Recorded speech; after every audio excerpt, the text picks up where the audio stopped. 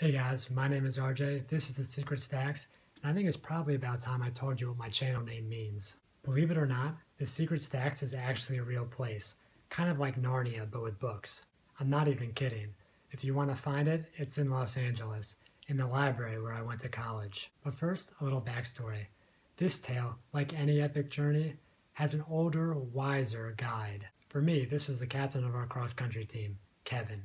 When I got to college, Kevin was probably the most interesting person I'd ever met in my life. He has this thick mane of curly brown hair and sharp facial hair that makes him look like a Spanish pirate. He was the fastest person I'd ever met in my life, and he was also a scholar in the truest sense of the word. He lived and breathed a lot like an ancient Greek philosopher from Athens or maybe Marathon. I, of course, was an adorably awkward freshman, although I might be editorializing the adorable part. But for some reason, Kevin took a liking to me. Now, maybe that was because I wasn't the typical freshman fuckboy. I don't deserve any special credit for not being a fuckboy. It's just that when you're running 100 miles a week, you're really too tired to be anything else. But anyway, the end of the year rolls around, and I'm of course in the library drowning in exams.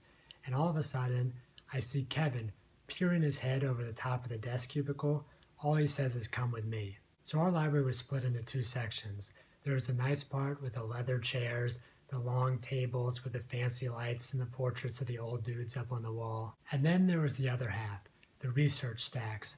5 stories tall, 2 basement, 3 above ground, with just wall-to-wall stacks of books. The stacks had those dim lights that hurt your eyes, perpetually dusty floors, and every time you ran into someone down there, you eyed each other carefully because there was like a legitimate 2% chance that one of you was going to murder the other one. I, of course, being weird, loved the stacks. I used to drag a desk in there to study because no one would ever bother you.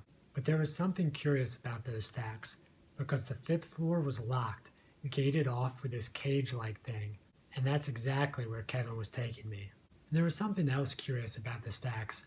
It wasn't 5 separate floors with 5 separate floors of shelves. All 5 floors were connected, so it was 4 rows of 5-story tall shelves. The floors were just built in around them. So Kevin starts walking around the aisles on the 4th floor, looking up at the ceiling, and I'm like only pretty sure he's not going to murder me. So he seems to find what he's looking for because he stops and then he starts climbing up the shelves like a ladder until he gets to the top.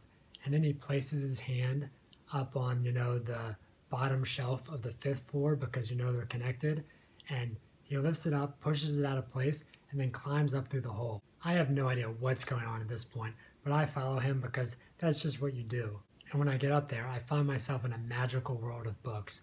It's everything that's been donated to the library, but they haven't had a chance to go through yet. And there's some glorious stuff in there. We're talking crumbling first editions of like 18th century shipbuilding manuals. And then on the other end of the spectrum, you've got these fantastically weird books. For example, you had the magnificent work of poetry, How to Tell Birds from Plants. Yeah, I'm not even kidding. How to Tell Birds from Plants. Poetry. It was a gold mine up there, and Kevin left that legacy to me. The only instructions were when it was my time to graduate, I was supposed to pass it down to someone who was worthy. So I would go up to the secret stacks throughout the years, sometimes to study, sometimes just to escape. I'd spend hours just picking through the books. Sometimes I just went up there for fun.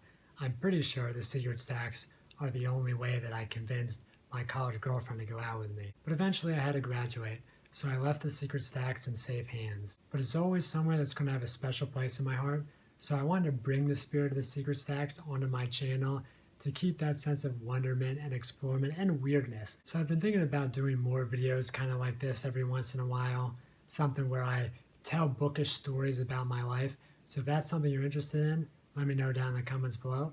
And until next time, see ya.